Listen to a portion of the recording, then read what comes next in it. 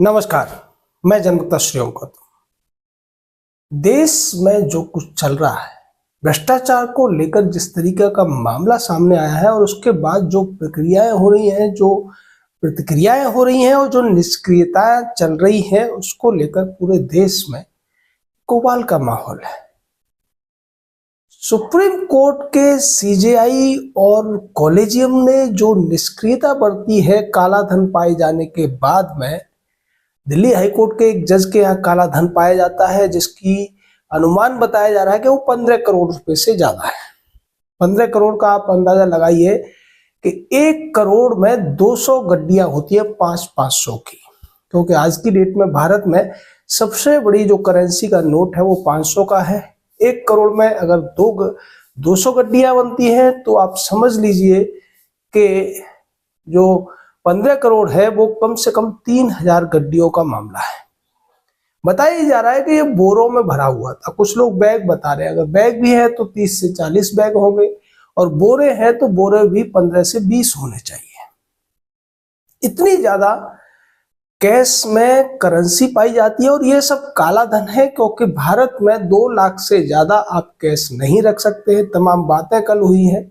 लोग कह रहे हैं कुछ जमीन बेची होगी, कुछ किया होगा, ऐसे ही बातें होके और वहां से पैसा आएगा, वो तब भी काला धन ही कहलाएगा, क्योंकि किसी भी मामले में आप 2 लाख से ज्यादा कैश अपने पास नहीं दिखा सकते।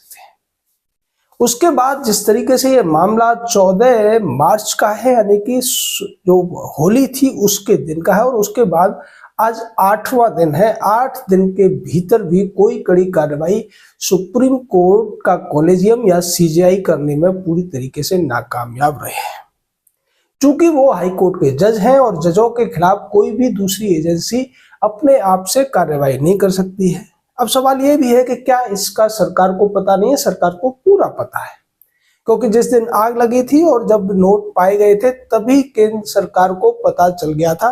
लेकिन केंद्र सरकार के हाथ बंधे हुए हैं, क्योंकि जिस तरीके से पिछले 8 से 10 सालों में सुप्रीम कोर्ट और खासकर कॉलेजियम का रवैया रहा है, जिस तरीके से सुप्रीम कोर्ट मनमानी करता रहा है, उसके बाद तो सरकार कुछ भी नहीं कर सकती है। अब सवाल उठता है कि क्या यहाँ पर जो प्रिवेंशन ऑफ करप्शन एक्ट है उसको लागू किया जा सकता है 1988 का? हाँ, बिल्कुल किया जा सकता है, लेकिन उसके लिए भी सीजेआई को ही परमिशन देनी पड़ेगी, सैंक्शन करनी पड़ेगी इंक्वायरी। और यही वजह है कि उस जज से जब तक इस्तीफा नहीं मांगा जाएगा तब तक उस जज के खिलाफ कोई भी विभागीय जांच के अलावा कोई भी दूसरी एजेंसी जांच नहीं कर सकती। तमाम कोशिशें की जा रही हैं। कल जिस तरीके की खबरें सामने आई हैं कि फायर ब्रिगेड की तरफ से यह कह दिया गया है कि उन्हें कोई केस नहीं मिला है, यानी कि मामले को पूरी तरीके से दबाने की भी कोशिश की जा रही है। जो ये खबर थी कि उस जज का उसके पेरेंट हाईकोर्ट में ट्रांसफर कर दिया गया है, जब वहाँ की बार एसोसिएशन को ये पता चला तो उन्होंने हंगामा कर दिया और उन्होंने कह दिया कि हमारा जो इलाहाबाद हाईकोर्ट है ये कोई कूड़ा घर नहीं है जहाँ किसी को भी कूड़े को उठाकर आप यहाँ फेंक देंगे। अगर वो जज भ्रष्ट है तो उस भ्रष्ट जज का इलाहाबाद हाईकोर्ट में कोई भी काम नहीं है। जिसके बाद सुप्रीम कोर्ट ने इस पर सफाई दी और सफाई देते हुए ये कहा कि अभी उनका ट्रांसफर किया नहीं गया है, बल्कि उसकी बात चल रही है, यानी कि ट्रांसफर का ऑर्डर पास नहीं हुआ है। इसके अलावा यह भी कहा गया कि दिल्ली हाईकोर्ट के चीफ जस्टिस की अध्यक्षता में एक इन हाउस कमेटी इस पूरे मामले की जांच कर रही है। वो जांच रिपोर्ट देगी, उसके बाद कोई फैसला लिया जाएगा। यानी आप पूरी तरीके से समझ सकते हैं कि जब अपनों पर बात आती है तो किस तरीके से कोई भी डिपार्टमेंट होता है या कोई भी व्यक्तियों का समूह होता है वो कैसे बिहेव करता है, वो यहाँ स्पष्ट देखने को मिल रहा है। जो सुप्रीम कोर्ट तमाम मामलों में सुमोटो लिया करता था, बड़ी बड़ी दलीलें, बड़े बड़े तर्क दिया करता था, बड़ी बड़ी शिक्षाएं ज्ञान दिया करता था, आज वो सुप्रीम कोर्ट और उसके जो चीफ जस्टिस हैं या पूरा कॉलेजियम है, ये सब के सब चुप्पी साधे हुए बैठे हैं, क्योंकि आज उनका एक अपना सहकर्मी ही बड़े घोटाले में फंसता हुआ दिखाई दे रहा है, जिसके घर से 15 करोड़ रुपए से ज्यादा का काला धन पाया गया है। जी हाँ, मैं उसे काला धन ही कहूंगा और ये वास्तव में काला धन ही है। बाकी लोग इसे काला धन कहने में अगर डर रहे हैं, हिचक रहे हैं, तो उन्हें भी समझ लेना चाहिए कि ये काला धन है, क्योंकि काला धन उस धन को कहा जाता है जिसकी आप कोई जानकारी नहीं दे पाते। यहाँ पर जो ईडी है वो भी इन्वॉल्व हो सकती है, सीबीआई भी आ सकती है, दूसरी अन्य एजेंसियां भी आ सकती हैं, लेकिन वो सब तब आ सकते हैं जब इस जज को इसके पद से हटा दिया जाए या इसका इस्तीफा ले लिया जाए। हालांकि इस जज को इतनी आसानी से हटाया नहीं जा सकता, लेकिन सीजीआई अगर चाहे तो उससे उसका इस्तीफा मांग सकते हैं, और अगर वो इस्तीफा नहीं देते हैं और इन हाउस कमेटी में उन्हें दोषी पाया जाता है तो फिर उनके खिलाफ महाभियोग चलाने की सिफारिश सुप्रीम कोर्ट कर सकता है। उसके बाद ये महाभियोग चला जाता है और महाभियोग दोनों सदनों में स्पेशल जो बहुमत होता है उससे पास होता है। यानी कि प्रक्रिया बहुत लंबी है, और भारत के आज तक के इतिहास में किसी भी जज को महाभियोग के द्वारा नहीं हटाया गया है। यानी यहाँ पर सबसे बड़ी जो बात है वो नैतिकता की है, वो एथिक्स की है। क्या ये इतना साहस है सुप्रीम कोर्ट के कॉलेजियम में, सीजीआई में, या फिर तमाम दूसरे लोगों में जो इस जज को मजबूर कर सके कि वो अपने पद से इस्तीफा दे दे। वैसे इस जज का जो इतिहास है वो भी कोई बहुत ज्यादा पाक साफ नहीं है। 2018 में सीबीआई ने एक केस दर्ज किया था सिम्बावली शुगर मिल्स का, उसमें 97 करोड़ रुपए से ज्यादा की हेराफेरी गबन हुआ था, और उस केस में जो 12 लोगों के खिलाफ एफआईआर दर्ज हुई थी उनमें 10वें नंबर पर जिस व्यक्ति का नाम था वो यशवंत वर्मा ही थे। ये यशवंत वर्मा उस सिम्बावली शुगर मिल के जो नॉन एग्जीक्यूटिव डायरेक्टर थे उसके तौर पर उसमें शामिल थे, और इनके खिलाफ भी केस चला था। लेकिन बाद में 2018 के उस केस को 2024 में सुप्रीम कोर्ट ने बंद करवा दिया था। अब ये क्यों बंद कराया था, किसके कहने पर बंद कराया था, बंद कराने की क्या वजह है, ये अभी तक स्पष्ट तौर पर पब्लिक डोमेन में नहीं है। लेकिन ये पूरी तरह से स्पष्ट है कि उस केस में यशवंत वर्मा का नाम था। और अगर देखा जाए तो यशवंत जो वर्मा है वो चंद्रचूड़ से भी जुड़े हुए हैं। नहीं भाई, चंद्रचूड़ आपको याद होगा, शेखर यादव जो एक और इलाहाबाद हाईकोर्ट के जज थे, और उनके एक बयान को लेकर तमाम हंगामा करने की कोशिश कांगी बामी गैंग ने की थी। तब चंद्रचूड़ ने यह कहा था कि मैं नहीं चाहता था कि वो हाईकोर्ट के जज बने, लेकिन वो जज बन गए थे। उन्हीं डीवाई चंद्रचूड़ की सिफारिश पर या संतुष्टि पर ये यशवंत वर्मा हाई कोर्ट के जज बने थे, और इनका जो जज का कार्यकाल है जो शुरू हुआ था उसे समझ लीजिए कि ये पहले जब मुलायम सिंह की सरकार थी तब ये सरकारी वकील बने थे, और बाद में हाई कोर्ट के जज ये तब बने थे जब अखिलेश यादव की सरकार थी। इनके तार कहां से जुड़े हुए हैं आप समझ सकते हैं। इन्होंने जो केसेस डिसाइड किए हैं जिनको लेकर सवाल उठ रहे हैं उनमें आम आदमी के कई बड़े नेताओं के खिलाफ जो केस थे वो बड़ी आसानी से इन्होंने निपटा दिए थे, चाहे सत्येंद्र जैन का मामला हो, दुर्गेश पाठक का मामला हो, या अन्य दूसरे मामले हों। यानी अब इन पर जो उंगलियां हैं, इनके द्वारा जो डिसाइडेड केसेस हैं उनको भी खंगाला जा रहा है कि ये जो मामला ये पकड़ा गया है, जो काला धन पकड़ा गया है, ये तो किसी ताजा केस से जुड़ा हुआ हो सकता है, लेकिन उससे पहले भी इन्होंने कितनी रिश्वत ली होगी, कितना पैसा इन्होंने कमाया होगा, इसको लेकर तमाम चर्चाएं हो रही हैं। हालांकि सुप्रीम कोर्ट की तरफ से इन सभी चर्चाओं को दबाने की कोशिश भी की जा रही है। जिस तरीके से कल खबरें आई थी कि अफवाहों पर ध्यान न दिया जाए, अभी तक कोई ठोस बातें सामने नहीं आई हैं, इसलिए जो ट्रांसफर की बात है वो भी गलत है, अभी ट्रांसफर नहीं किया गया है। इस तरीके की लीपापोती करने की कोशिश सुप्रीम कोर्ट और उनके जो कॉलेजियम है उसके द्वारा की जा रही है, क्योंकि अब सबसे बड़ा सवाल कॉलेजियम के ऊपर ही उठ गया है कि जिस तरीके से एक जुडिशियल अकाउंटेबिलिटी बिल आया था और वो कानून भी पास हुआ था, लेकिन सुप्रीम कोर्ट ने उसको पलट दिया था। सुप्रीम कोर्ट नहीं चाहता है कि निष्पक्षता से हाई कोर्ट और सुप्रीम कोर्ट में जजों की नियुक्ति की जाए, वो ये चाहते हैं कि उनकी मनमानी चलती रहे। 5 जो सीनियर मोस्ट जज होते हैं सुप्रीम कोर्ट में वो दूसरे जजों की नियुक्ति के लिए स्वतंत्र हों, और इसी तरीके से जो हाई कोर्ट में 3 जजों का कॉलेजियम होता है वो भी स्वतंत्र हो जजों की सिफारिश करने के लिए।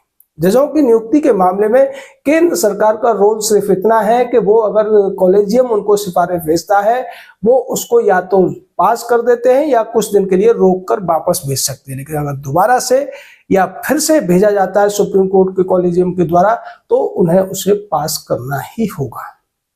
जबकि भारत के संविधान में कहा गया है कि हाई कोर्ट और सुप्रीम कोर्ट के जजेस की नियुक्ति राष्ट्रपति करेंगे, जो सिर्फ एक दिखावा है।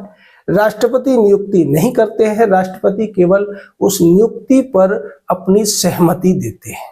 यही वजह है कि पिछले कई सालों में देखने को मिला कि कई ऐसे विवादित व्यक्ति थे जिनको सुप्रीम कोर्ट के कॉलेजियम ने सिफारिश की, सरकार ने रोका, लेकिन बाद में उनको जब कई बार उनके नाम आगे बढ़ाए गए तो मजबूरी में केंद्र सरकार को उन्हें जज बनाना ही पड़ा था। जिस तरीके की चीजें ये सामने आई हैं उसके बाद पूरी तरीके से जुडिशरी का जो भ्रष्टाचार है देश के सामने खुलकर आ गया है, लेकिन इसको खुलकर आने में भी सप्ताह भर का 7 दिनों का टाइम लग गया। अगर ये किसी व्यक्ति के खिलाफ होता, किसी राजनीतिक पार्टी के खिलाफ होता, किसी उद्योगपति के खिलाफ होता या किसी अन्य किसी तरीके के रसूखदार व्यक्ति के खिलाफ होता, तब भी ये 1-2 दिन में सड़कों पर इसके ऊपर चर्चा हो रही होती। लेकिन चूंकि यहाँ पर हाई कोर्ट के जज का मामला था, सुप्रीम कोर्ट के सीजेआई नहीं चाहते थे कि ये मामला खुले, उनकी तमाम कोशिशों के बावजूद ये बातें लीक हो गई और पब्लिक में आई और उसके बाद उन्होंने लीपापोती करने की भी पूरी कोशिश जारी रखी हुई है। इसकी वजह क्या है, इसको लेकर भी अब सवाल उठ रहे हैं। लोग ये पूछ रहे हैं कि क्या हवाम में सब नंगे हैं जिसकी वजह से यशवंत वर्मा को बचाने की कोशिश हो रही है, या फिर यशवंत वर्मा के जो तार हैं वो ऊपर तक जुड़े हुए हैं। जिस तरीके से कॉलेजियम की मीटिंग की बातें बाहर आई कि वहां पर कुछ जज चाहते थे कि यशवंत वर्मा को इस्तीफा देने के लिए कहा जाए और कुछ जज ये चाहते थे कि उसका ट्रांसफर कर दिया जाए। लेकिन अब जिस तरीके से तमाम दूसरे जगहों से बार जो काउंसिल है, बार एसोसिएशंस है, उनकी तरफ से मांग उठ रही है कि जल्दी से जल्दी यशवंत वर्मा को इस्तीफा देने के लिए मजबूर किया जाए और इसकी जांच होनी चाहिए और उस तरीके के जितने और भी संदिग्ध जज हैं उन सभी को उनके पदों से हटाए जाने की जरूरत है। अब बार एसोसिएशन ये भी कह रही है कि कॉलेजियम की मनमानी को भी रोके जाने की जरूरत है। कॉलेजियम में बार का भी दखल होना चाहिए और समाज के दूसरे अंगों का भी दखल होना चाहिए। अगर ये कुछ नामों की संस्तुति करते हैं तो भी बार को उनके ऊपर टिप्पणी करने का और सुझाव देने का अधिकार होना चाहिए, जो कुछ भी गलत नहीं है, क्योंकि कोर्ट को बार और बेंच मिलाकर ही माना जाता है।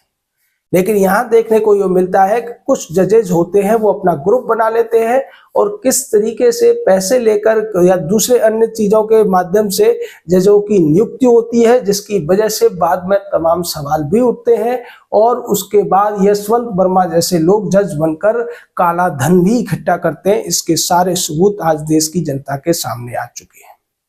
सुप्रीम कोर्ट की मनमानी अब नहीं चलेगी। सरकार के जो 3 अंग होते हैं उनमें बैलेंस की बहुत ज्यादा जरूरत होती है। व्यवस्थापिका हो, कार्यपालिका हो, ये भी संविधान के अनुरूप और संविधान के लिए ही काम करते हैं। सुप्रीम कोर्ट भी संविधान के अनुरूप ही संविधान के लिए काम करता है। लेकिन देखने में ये आ रहा है कि अब सुप्रीम कोर्ट मनमानी कर रहा है। जजों की नियुक्ति में तो ये खूब देखने को मिलता है और उसके अलावा जिस तरीके से सुप्रीम कोर्ट में केसेस सुने जा रहे हैं, 20-20, 30-30 साल से आम आदमी के केसेस जो आप पेंडिंग पड़े हुए हैं। अभी पिछले दिनों एक खबर आई थी कि 40 साल पहले के एक बलात्कार के मामले में सजा हुई थी। इसी तरीके से डकैती के मामले में भी करीब 35 साल लग गए सजा होने में सुप्रीम कोर्ट से। तो सुप्रीम कोर्ट का जो मुख्य काम है न्याय देना, उसकी बजाय सुप्रीम कोर्ट केवल और केवल रसूखदार लोगों के लिए काम करता हुआ दिख रहा है। जैसा पिछले 1 साल में देखने को मिला कि दिल्ली के पूर्व मुख्यमंत्री का केस सुप्रीम कोर्ट में बार बार उठता रहा, क्योंकि उसकी पैरवी करने वाले वकील बहुत ज्यादा नामधारी थे और तत्कालीन सीजेआई के साथ उसके गहरे संबंध थे। ये बातें भी सामने आई थी। जस्टिस संजीव खन्ना किस तरीके से सुप्रीम कोर्ट पहुंचे थे, इस पर भी तमाम सवाल थे। करीब 13-14 सीनियर जजों को धता बताते हुए इनको सुप्रीम कोर्ट भेज दिया गया था। तो इस तरीके की चीजें कॉलेजियम करता रहता है, लेकिन अब कॉलेजियम अब अपने ही बुने हुए जाल में फंसता हुआ दिख रहा है। जनता के आगे कॉलेजियम हो या सीजेआई हो, वो पूरी तरीके से उजागर हो चुके हैं। उनके पास अब कहने को कुछ बचा हुआ नहीं है और इससे सरकार को एक मजबूती मिलती हुई दिख रही है। हालांकि केंद्र सरकार इस मामले में अभी कोई टिप्पणी नहीं कर रही है। ये मामला संसद में भी उठ चुका है और सड़कों पर भी अब इस पर चर्चा हो रही है, होनी भी चाहिए, क्योंकि सुप्रीम कोर्ट के जो जज हैं कोई आकाश से उतरे हुए व्यक्ति नहीं है, ये हमारी आपकी तरह से नागरिक ही हैं, भारत के नागरिक हैं और भारत का हर नागरिक समान अधिकार रखता है। लेकिन इन लोगों ने अपनी मनमानी के द्वारा और कानून की अपने हिसाब से व्याख्या करके अपने आप को विशिष्ट अधिकार प्राप्त व्यक्ति दिखाने की कोशिश की है, जो यशवंत वर्मा के मामले में भी होता हुआ दिख रहा है।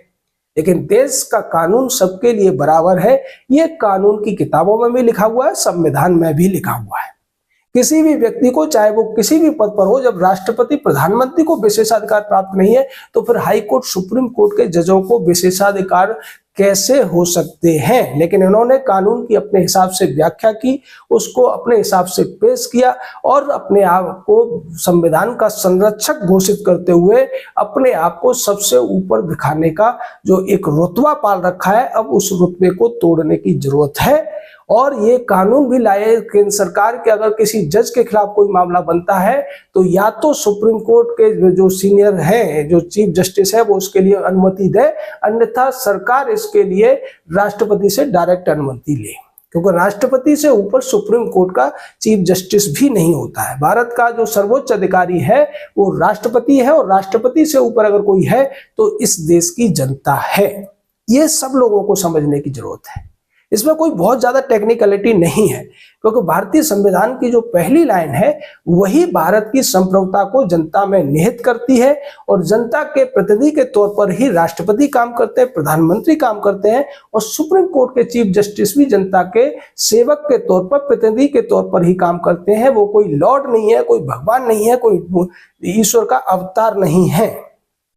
ये इन जजों को समझ लेने की जरूरत है और ये जो खुलासा हुआ है ये बहुत अच्छा है देश के लिए भी, क्योंकि भ्रष्टाचार जुडिशरी में है ये सबको पता था, लेकिन अब उसके सबूत भी सामने आ गए हैं और उस पर चीफ जस्टिस और कॉलेजियम किस तरीके का रवैया अपनाता है ये भी पूरी तरीके से जनता के सामने आ गया है। और अब ये लोग जनता के सामने मुंह दिखाने लायक भी नहीं बचे हैं, क्योंकि जिस तरीके की लीपापोती करने की कोशिश की जा रही है जनता उसको देख रही है। तमाम चैनल भी चुप थे इस पर, लेकिन कल सभी चैनलों ने इसको कवर किया और बाद में जब सुप्रीम कोर्ट की तरफ से लीपापोती करने की बात की गई और तमाम सफाई देने की बात की गई, तब थोड़ा सा फिर से अंकुश लगता हुआ मीडिया पर दिखा, लेकिन ये अंकुश अब लगेगा नहीं। जनता सवाल पूछेगी और उसके जवाब चीफ जस्टिस को भी देने पड़ेंगे, उसके जवाब कॉलेजियम में बैठे हुए अन्य जजेस को भी देने पड़ेंगे। ये लोग रिटायर होने के बाद किस तरीके से मिमियाते हुए नजर आते हैं वो डीवाई चंद्रचूड़ के केस में देखा जा सकता है। डीवाई चंद्रचूड़ जो सबको हड़काने की कोशिश किया करते थे, तमाम बड़ी बड़ी बातें करते थे, रिटायर होने के बाद वो कैसे मिमियाते हुए नजर आते हैं, कैसे भीगी बल्ली बने हुए नजर आते हैं, वो आप सब देख सकते हैं। यानी कि इनकी जो पावर है तभी तक है जब तक ये सुप्रीम कोर्ट में बैठे हुए हैं, उसके बाद ये सामान्य नागरिक जैसे हैं। और सामान्य नागरिक तो फिर भी कम से कम स्वतंत्र होता है, लेकिन इन्हें अपने पुराने जो कर्म होते हैं उनका हिसाब देने के लिए सवालों का सामना भी करना पड़ता है। अब ये लोग समझते हुए नजर आ रहे हैं। ये सोशल मीडिया का जमाना है। मेन स्ट्रीम मीडिया अगर रहा होता तो शायद ये मामले इतनी जल्दी और इतने व्यापक तौर पर नहीं उठ सकते थे। आज देश को जवाब चाहिए और इस जवाब के लिए सीजेआई को भी अपना मुंह खोलना पड़ेगा, कॉलेजियम को भी स्पष्टीकरण देना पड़ेगा कि अगर ये मामला था, अगर इतना बड़े संख्या में काला धन पाया गया था तो फिर यशवंत वर्मा को बचाने की कोशिशें क्यों हो रही हैं या क्यों हुई थी। इन जवाबों से ये बच नहीं सकते, सवाल उठेंगे, इन्हें जवाब देने पड़ेंगे। और इस देश में कोई भी व्यक्ति जवाबदेही से नहीं बच सकता है, चाहे वो राष्ट्रपति हो, प्रधानमंत्री हो या फिर सुप्रीम कोर्ट का चीफ जस्टिस हो या सुप्रीम कोर्ट के दूसरे अन्य जजेस हो, इन सबको भी जवाब देना पड़ेगा। जय हिंद, जय भारत।